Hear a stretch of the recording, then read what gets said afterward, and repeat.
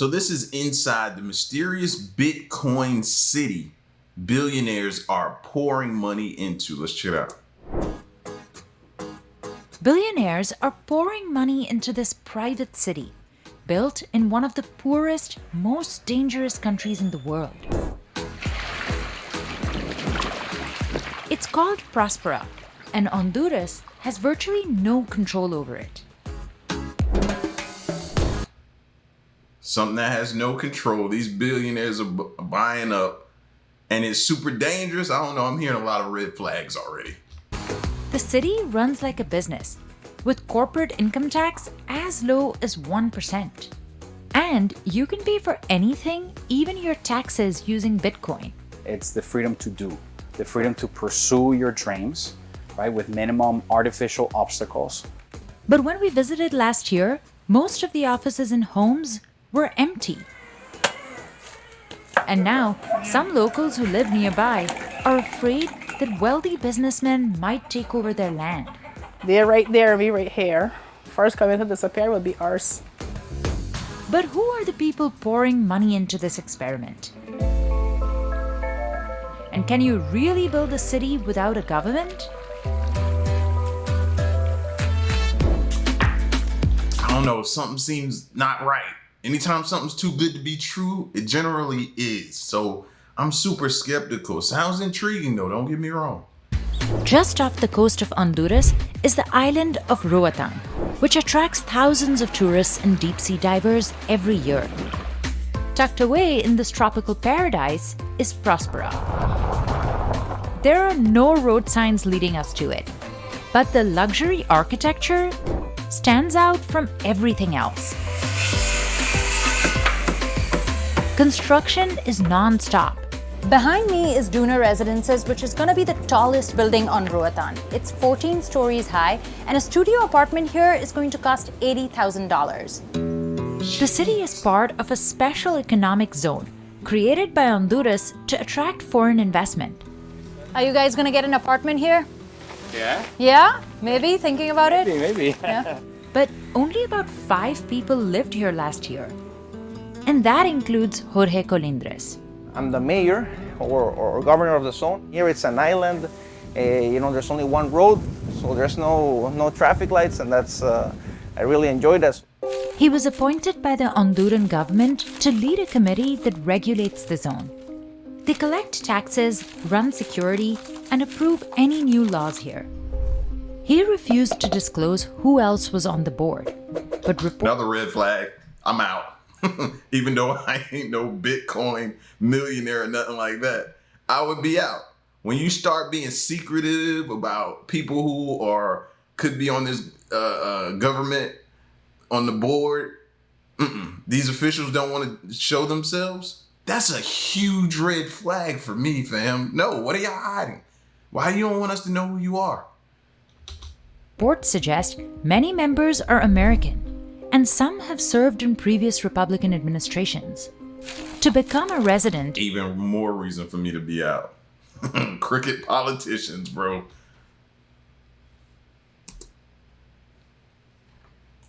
and some have served in previous Republican administrations.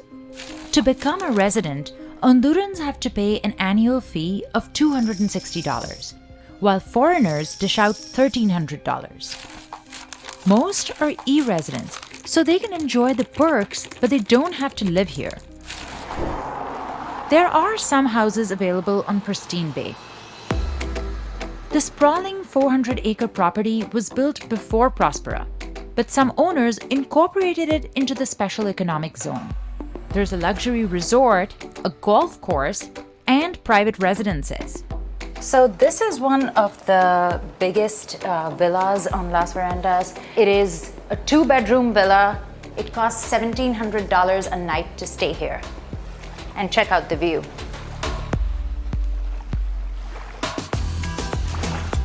But the normal public services you'd expect in a city aren't exactly there.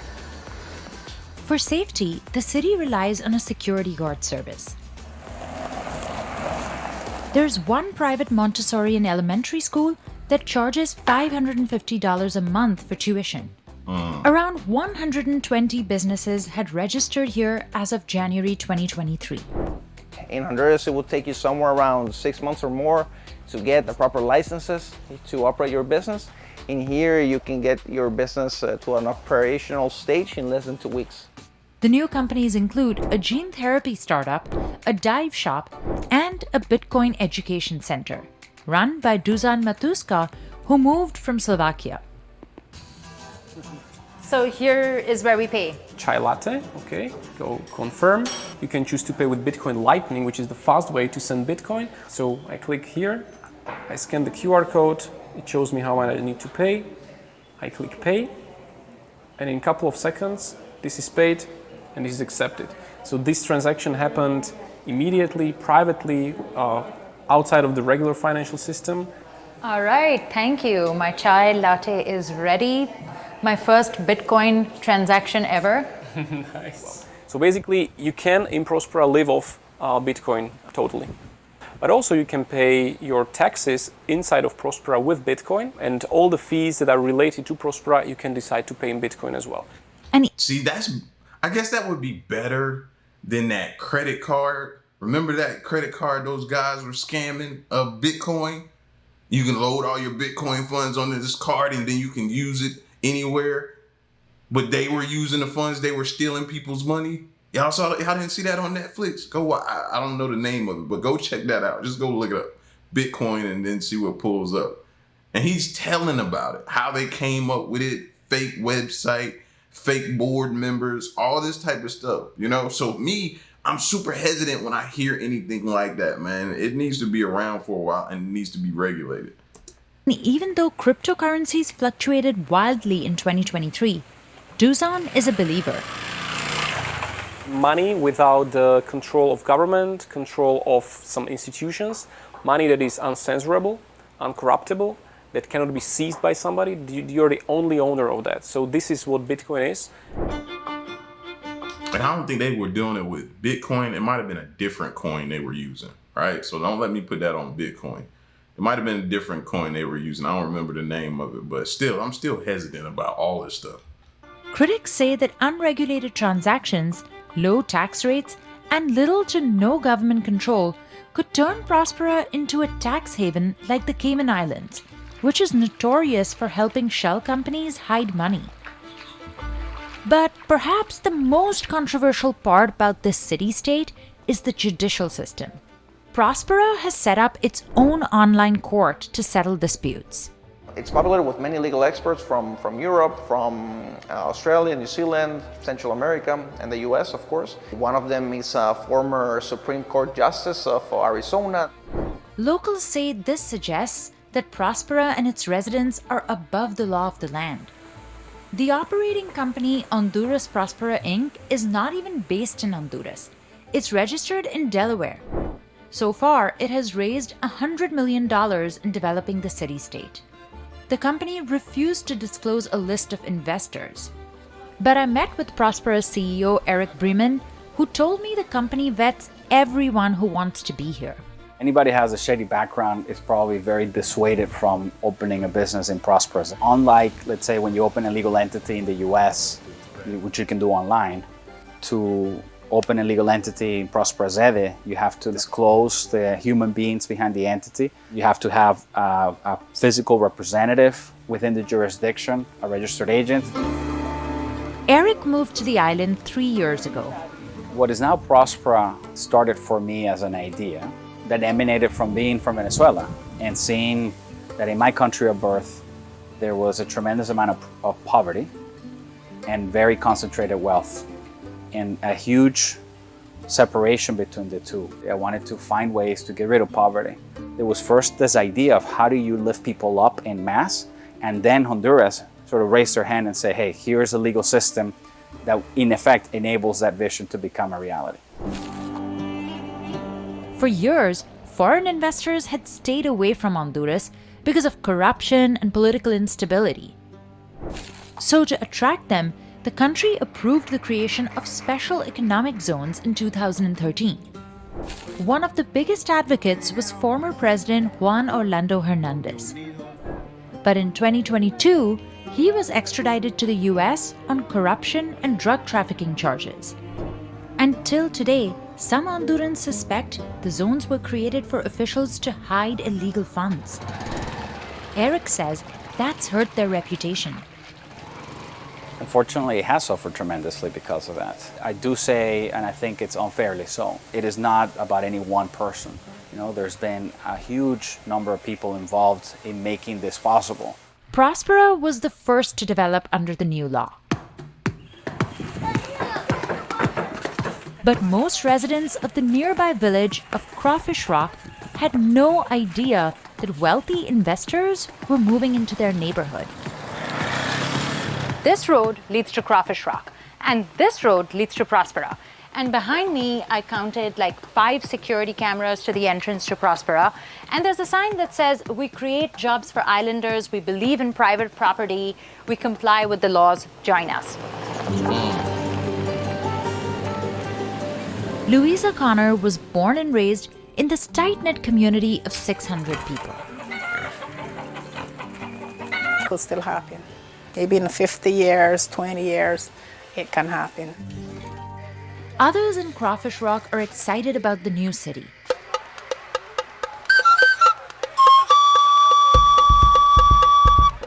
Like Virginia Mann, who owns her own catering service. She secured the funds to launch this business when she won a startup competition through Prospera. Well, today we have island fried chicken. Oh my God. The best on the island. And we have homemade fries. She says the city-state has hired 30 people from the village, including the women who work in her kitchen, landscapers, and construction workers. They're not high-paying jobs, but in a country where more than half the population lives in poverty, any work makes a difference. Especially on this small island where tourism is the biggest industry. Roatan's Afro-Caribbean community, called the Garifuna, depend on it. See, that's what I learned when I was on the cruise. That's how a lot of people make their money. When the tourists come to town and they can be tour guides, show them the city, do different things, have different things set up from when the tourists come through, either sell food or some type of activity they're doing that the tourists may stop, watch, and then donate, you know what I mean, tip them or something like that. There was a lady when I was in the Dominican Republic and our tour guide was taking us around. There was a lady standing out there and she had the monkey, and the monkey was all over the people, taking pictures with the people, and she was getting tips. This is how they get paid. So for them, they see opportunity. So it's kind of like, some people want it, some people don't. You saw the lady who didn't want it and doesn't see that it's gonna be a good thing for the people. But then you have other people who, like the lady who has the restaurant and stuff like that, is doing the cooking. They see it as opportunity. So you never really, can you really please everyone? You never, you just can't. I visited their village, Punta Gorda, about 11 miles northeast of Prospera, and chatted with locals about politics and the economy. These guys were taking down a coconut and offered me some coconut water, that's right? Yeah. So this is Andrew, you are? Casey. Casey. Andy. You've heard of Prospera? Prospera gonna create many jobs for the local people, and we need it because a lot of people now need job. Yeah, me, my personal self, I need a job. I have a job. Yeah. A lot of people need that money to be able to send their kids to school. You know what I mean? To be able to get their kids an education. A lot of times it's not even for themselves, it's for their children. I don't catch the fish, I don't find nothing to eat. In all, Prospera has promised to bring 10,000 jobs, 90% of which are reserved for Hondurans. But so far, only about 1,000 have been created. Now there's a new hurdle that could potentially stop Prospera in its tracks. In 2022, the country's new leftist president, Xiomara Castro, repealed the law that allows these zones. But existing ones cannot be shut down overnight. because there's an international treaty protecting them for 50 years. And if it's not honored, Prospera is ready to fight back. It has sued the Honduran government for nearly $11 billion. That was roughly 2/3 of the country's national budget in 2022.